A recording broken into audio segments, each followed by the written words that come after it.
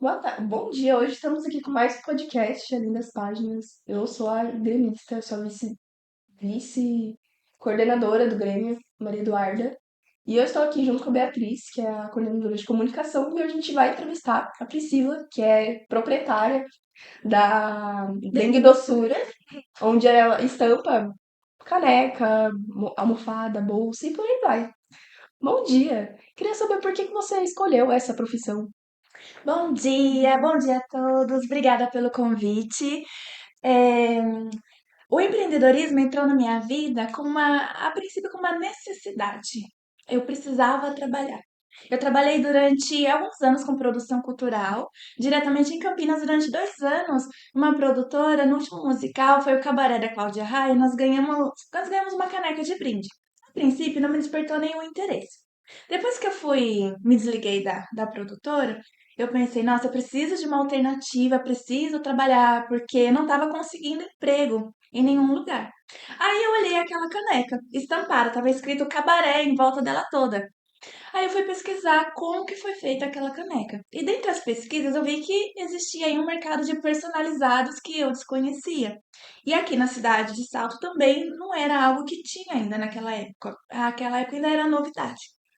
Então eu usei o dinheiro da rescisão e investi. Comprei uma máquina de estampar caneca, impressora e veio alguns insumos. E foi aí que começou. Da necessidade veio aí a minha paixão por personalizados. Ai, que ótimo! E qual é a maior dificuldade que você encontrou durante essa trajetória?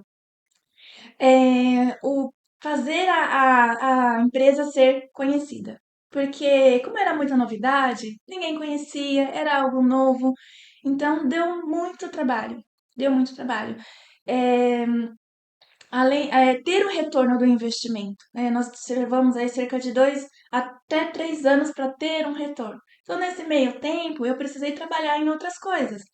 Fiz panfletagem, fiz faxina, fiz alguns freelancers também, mas foi muito bom, dentro dessa dificuldade, porque até então eu só comecei com caneca, não fazíamos outras coisas, né? É, e também trabalhei numa produção, do Ari Toledo. Naquela época, quando eu entrei em contato com eles, eles não me conheciam.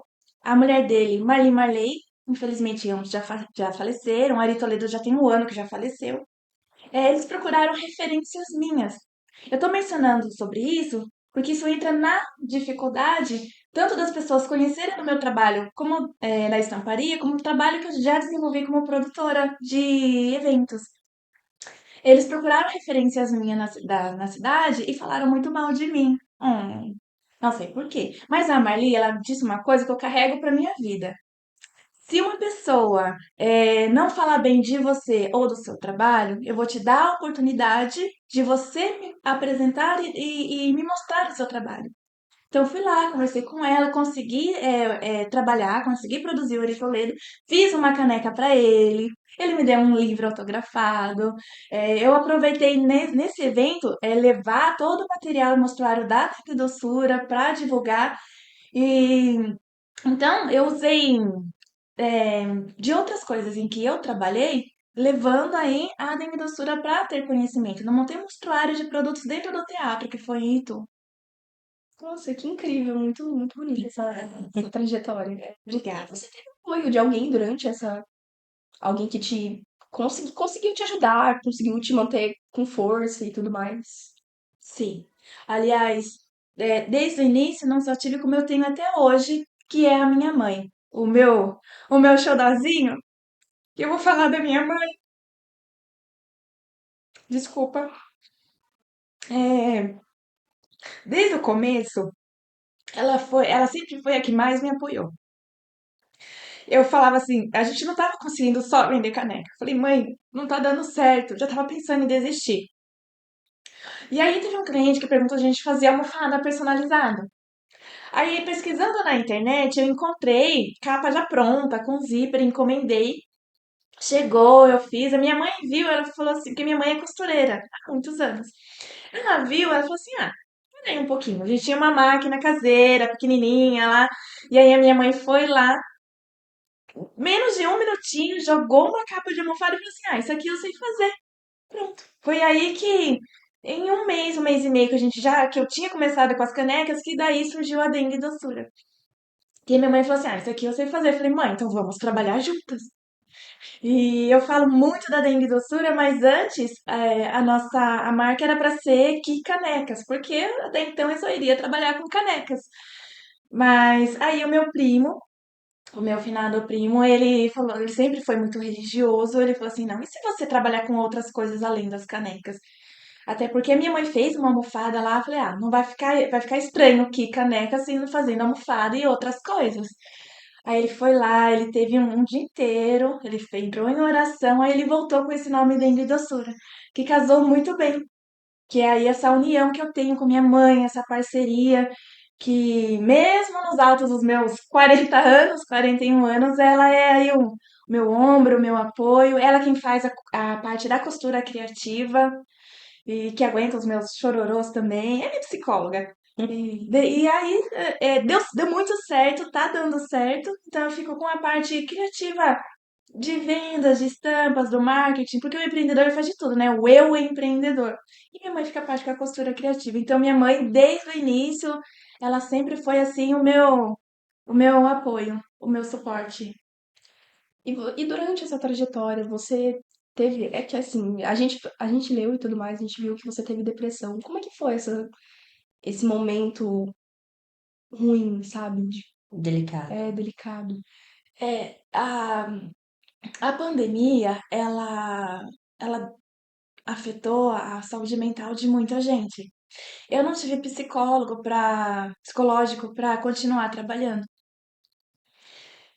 Eu adquiri crise de ansiedade, depressão.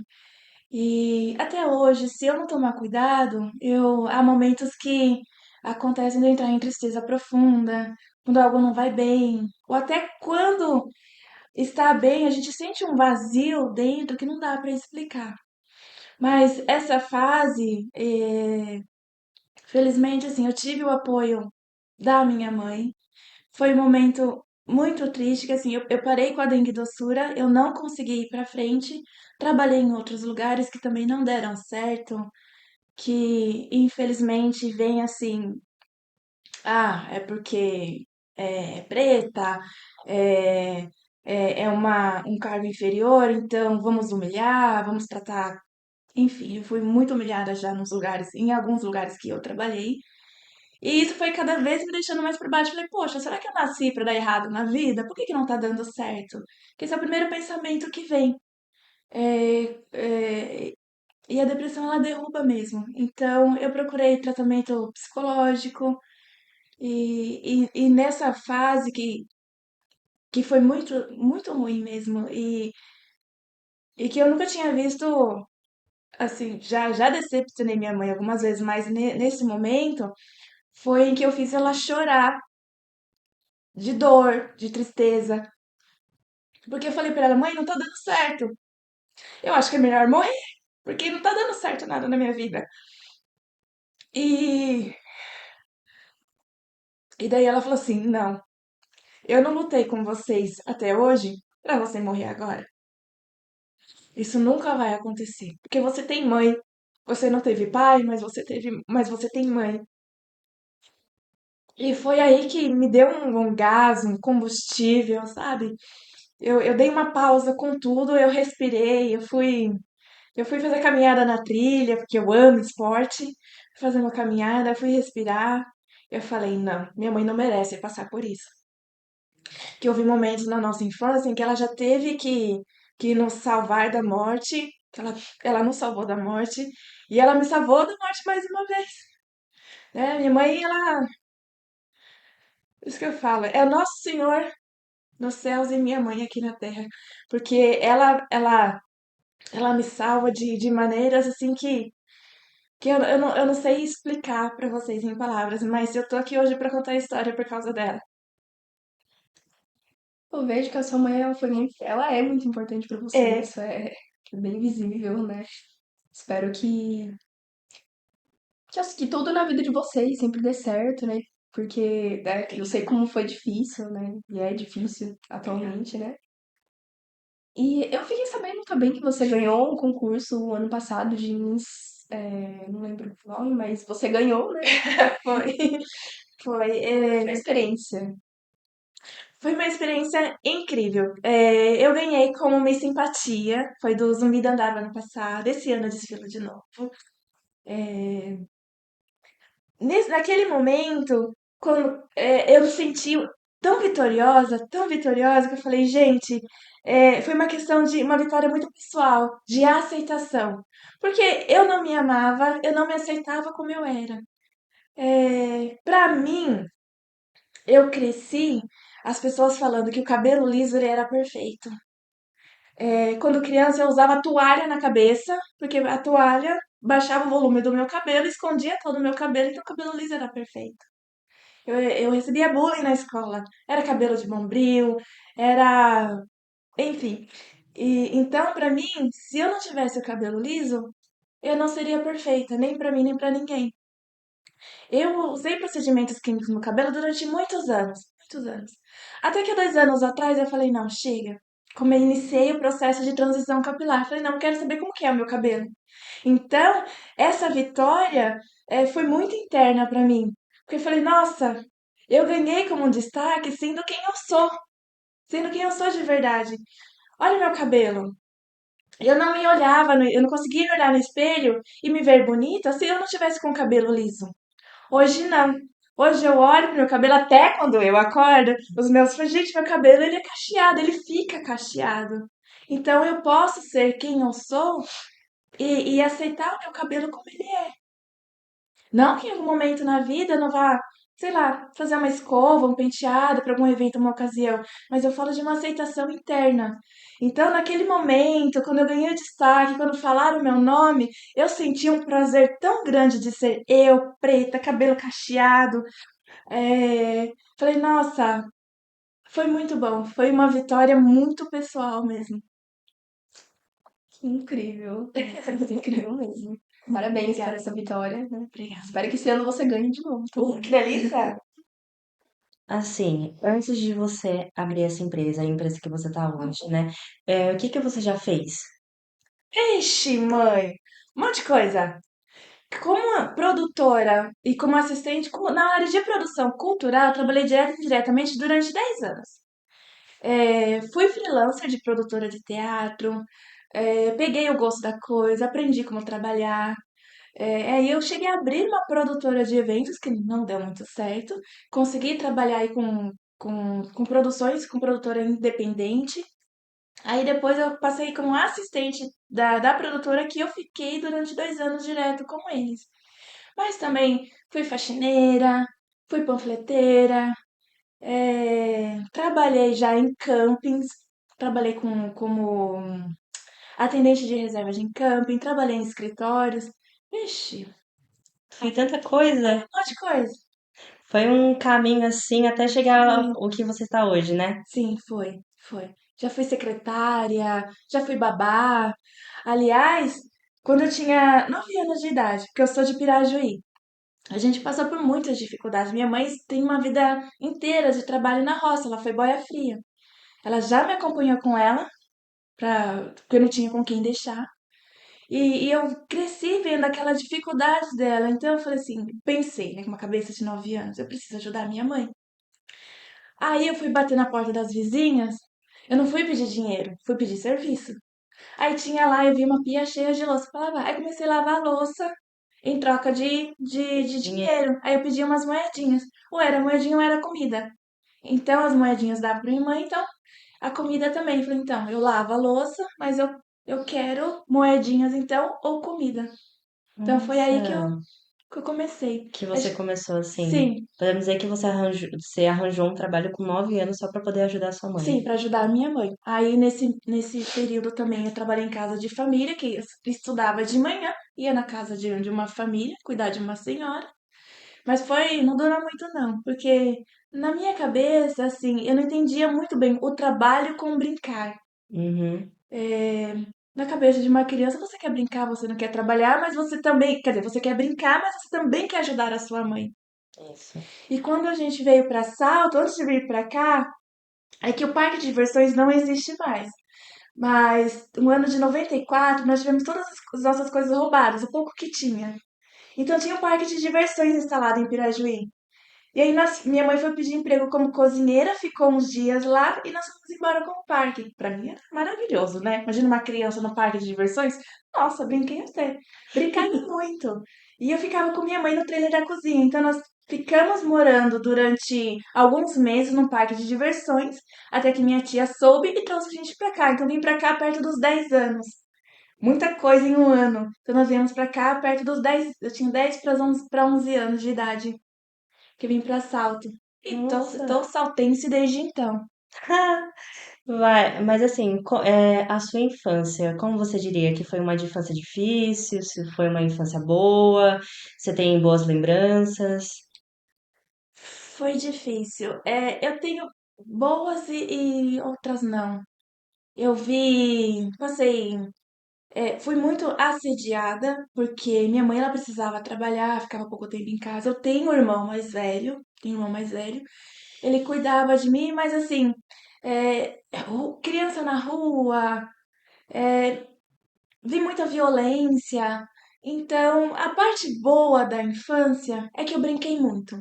Aquelas brincadeiras de rua, de correr, de se esconder, eu prefiro ficar com essa parte boa. As coisas ruins, não.